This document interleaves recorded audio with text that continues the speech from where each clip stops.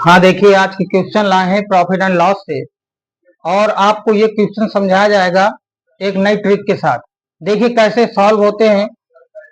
Question पढ़ेंगे। कुछ वस्तुएं 5 रुपए में 6 के हिसाब से खरीदी गई तथा 6 रुपए के 5 के हिसाब से बेची गई। तो कह रहा है लाभ प्रतिशत क्या होगा। अब ये 4 विकल्प दिए, इन चारों में से कौन सा लाभ होगा। तो ध्यान दीजिए कैसे करते हैं। पहले 5 रुपए में 6 के हिसाब से बेची जा रही है, आप क्रम से लिख लीजिए। 5 रुपए में 6 के हिसाब से बेची गई। आगे कह रहा है 6 रुपए में 5 के हिसाब से बेची गई, तो 6 रुपए में 5 के हिसाब से बेची गई। अब आप क्या करोगे, बाहर बाहर की संख्या का गुणा करिए तो 5 25 आया, ये आपका होगा सीपी। इसके बाद अंदर अंदर का गुणा करिए तो ये जो आएगा 6 36, यानी ये एसपी आएगा। अब देखिए लाभ निकालना है तो हम देखेंगे 36 में 25 अगर जाएगा, घटाएंगे तो 11 बचेगा। 11 बचेगा, ये हमारा लाभ है। लेकिन लाभ को प्रतिशत में बनाने के लिए क्या करते हैं, एक फार्मूला पड़ा होगा, लाभ बटे सीपी। सीपी कितना है 25 और गुणे कर दीजिए 100, तो 25 चौको 100, यानी 11 गुणा 4 से होगा तो 44% आ गया, जो हमारा इसमें विकल्प नंबर डी सही है। तो आपको ये क्वेश्चन समझ में आ गया। देखिए अगला क्वेश्चन। ये क्वेश्चन कैसे होगा। कुछ वस्तुएं 10 रुपए में 15 के हिसाब से, 10 रुपए में 15 के हिसाब से, फिर आगे कह रहा है 15 रुपए में 10 के हिसाब से, तो 15 रुपए में 10 के हिसाब से बेची गई। तो कह रहा है लाभ प्रतिशत क्या होगा। बाहर बाहर संख्या का गुणा करिए, कितना आ गया 10 100। अंदर अंदर का गुणा करिए, कितना आएगा 225। जब हम 225 में 100 को घटाएंगे तो कितना आएगा 125। अब हमें लाभ निकालना है तो लाभ बराबर क्या होता है, लाभ बटे सीपी और गुणे 100। 100 से 100 कट जाएगा तो 125% का हमको इसमें लाभ हुआ। कितना हुआ 125% का लाभ होगा। इसी प्रकार से अगला क्वेश्चन देखेंगे। हाँ देखिए ये अगला क्वेश्चन है, कैसे होगा ये।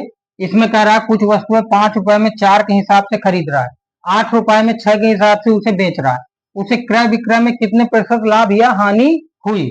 तो देखो 5 रुपए में 4 के हिसाब से बेच रहा है, 8 रुपए में 6 के हिसाब से बेच रहा है।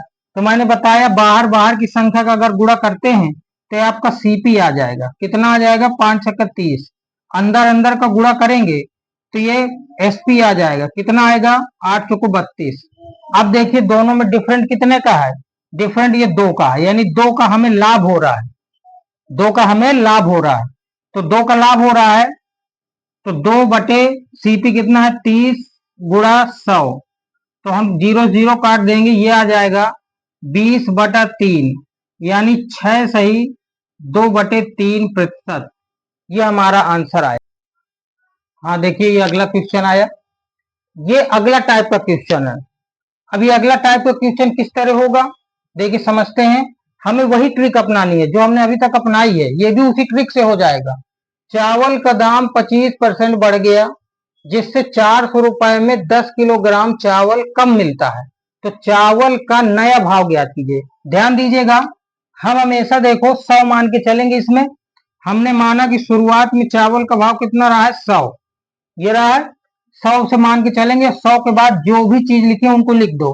25% बढ़ता है, कितने परसेंट 25% बढ़ता है। इसके बाद देखो 400 रुपए में 10 किलोग्राम चावल कम मिलता है, 400 रुपए में 10 किलोग्राम चावल कम मिलता है। हमने सभी संख्याओं को लिख दिया कि 100 माना, इसके बाद 25% बढ़ रहा है, अब जिससे 400 रुपए में 10 किलोग्राम चावल कम मिला, सबको क्रम से लिख दिया। इसको भी वही ट्रिक अपनानी है, लेकिन एक चीज ध्यान देना है, अगर यहाँ पर नया भाव पूछेगा, अगर यहाँ पर नया भाव पूछेगा तो हमें 100 को लेना है।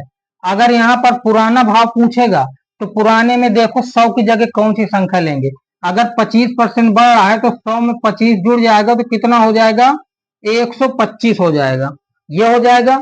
अगर आपको पुराना भाव पूछे तो 100 को फिर नहीं लेना, 125 को लेंगे। लेकिन यहाँ पर नया भाव पूछ रहा है तो हमें 125 को नहीं लेना। अब हम इन्हीं 4 संख्याओं से इसको सॉल्व करेंगे। देखिए बाहर बाहर का गुणा कर दीजिए, 100 को गुणा 10 से होगा तो 1000, आएगा। अंदर अंदर का गुणा कर दीजिए, 25 का गुणा 400 में होगा तो कितना आएगा? 10,000 आएगा, 10,000। अब कुछ नहीं, बस इसका भाग आप इसमें दे दीजिए।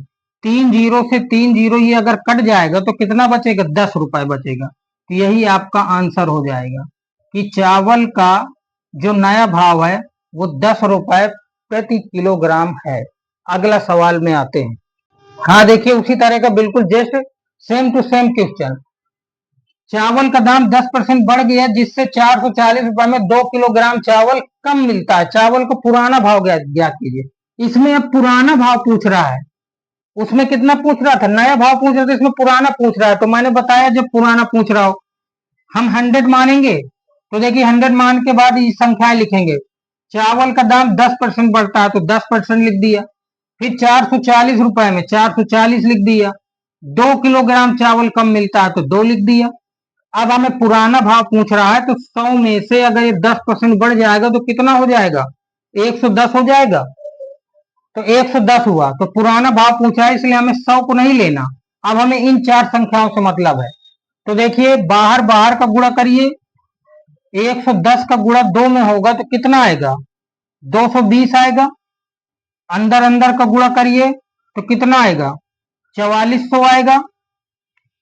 आप इसका भाग इसमें दे दीजिए, आपका आंसर आ जाएगा। इस जीरो जीरो कट गया, 22 का भाग 44 में देंगे तो ये जाएगा 20 बार, यानी 20 रुपए प्रति किलोग्राम चावल का भाव होगा।